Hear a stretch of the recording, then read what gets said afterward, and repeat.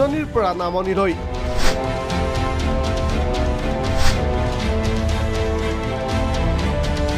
শদিয়াৰ পৰা ধুবুৰী প্ৰান্তে প্ৰান্তে চুকে কোণে প্ৰাগ নিউজ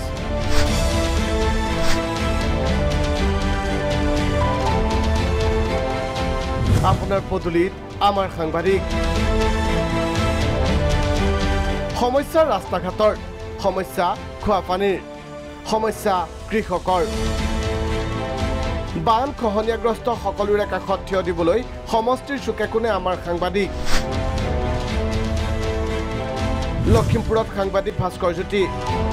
লখিমপুৰৰ ঢলঘাটত জনতাৰ কাষত প্ৰাগ নিউজ সোবনখেৰী আৰু গুণাহতী সংযোগী এই যি পাৰঘাট সেই পাৰত যথেষ্ট সংখ্যক লোকে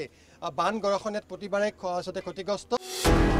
সোৱণশিৰি বান খহনীয়াই জুৰুলা কৰিছে ঢলঘাটবাসীক সোৱণশিৰিৰ বানত প্ৰতি বছৰে বিধ্বস্ত হয় এই অঞ্চল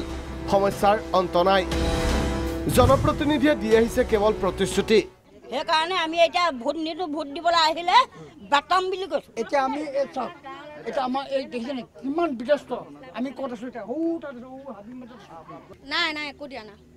পানী খাবলৈ টিবলো দিয়া নাই নদী পানী খাওঁ গেলা পানী চব পাহৰি যায় আমাক চাব ইয়াত এই সোৱণশিৰিপুৰীয়া ৰাইজৰ এটা মানে ইমান এটা দুখ লগা জীৱন একেলোকৰ কোনে বুজি পাব বৰপেটাত আমাৰ সাংবাদিক বিতুপন বৰা সমষ্টিৰ ভোগেৰপাৰাত আমি উপস্থিত হৈছোহি মই প্ৰথমে ইয়াৰ ৰাজপথটো দেখুৱাম প্ৰথমে এই যি ছবি প্ৰত্যক্ষ কৰক আৰু শুনিবলৈ হয়তো আচৰিত হ'লেও এই যিটো ৰাজপথ এই ৰাজপথটো গুৱাহাটীলৈ যোৱা গুৱাহাটী মহানগৰীলৈ যোৱা ৰাজপথ আৰু এই ৰাজপথটো আছিল এসময়ত আছিল গুৱাহাটী মহানগৰীলৈ ৰাজপথ বৰ্তমান সময়ত দেখিবলৈ পাইছে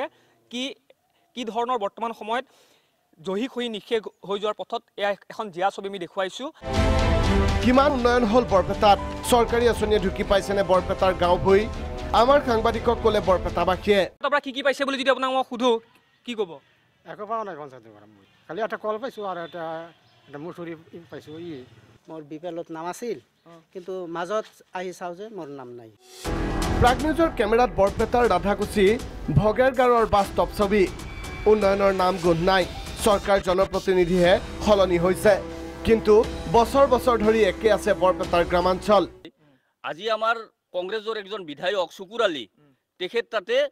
মানুহজন চৰৰ মানুহ তাতে এচি যেতিয়া ৰুম পাইছে তাতে এচিত ঘুমাই থাকে আচলতে আমাৰে দুৰ্ভাগ্যৰ বিষয় আজি প্ৰায় 20 বছৰ ধৰি আমাৰ চেঙা সমষ্টিৰ যিজন স্থানীয় বিধায়ক তেওঁ কংগ্ৰেছ দলৰ পৰা আছে